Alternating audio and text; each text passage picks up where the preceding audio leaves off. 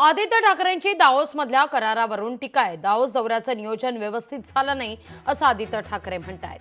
29 पैकी 20 कंपन्या महाराष्ट्रातल्या आहेत तर 15 कंपन्या मुंबईतल्या आहेत। राज्यातील कंपन्यांना कराराकरता दाओसला का नेलं हा मुद्दा आदित्य ठाकरे उपस्थित करतायत।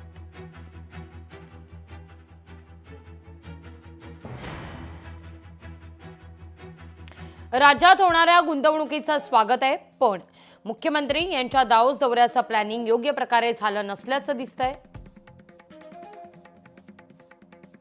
29 कंपन्यांशी करार झाले, त्यातील फक्त एक कंपनी परदेशी आहे। उर्वरित 20 कंपन्या महाराष्ट्रातल्या आहेत आणि 20 मधील 15 मुंबईतल्या। मॅग्नेटिक महाराष्ट्र कार्यक्रम महाराष्ट्रातच का घेता आला नाही हा मुद्दा आदित्य ठाकरे उपस्थित करतायत। सामंजस्य करार महाराष्ट्रातच पार पाडून जागतिक कंपन्यांना आपल्याकडे बोलवणं उचित ठरलं असतं असं आदित्य ठाकरे सुचवतायत। यावर बावनकुळे यांनी नेमकं काय म्हटलंय पाहूया आपण। नॅशनल कॉन्फरन्स आहे, त्या कॉन्फरन्समध्ये देशाचे विदेशाचे सर्वच लोक सर्वच बिझनेसमॅन त्या ठिकाणी येतात।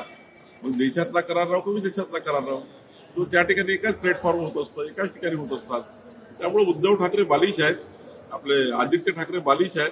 त्यांना अजून सरकार पूर्ण कळलं नाहीये।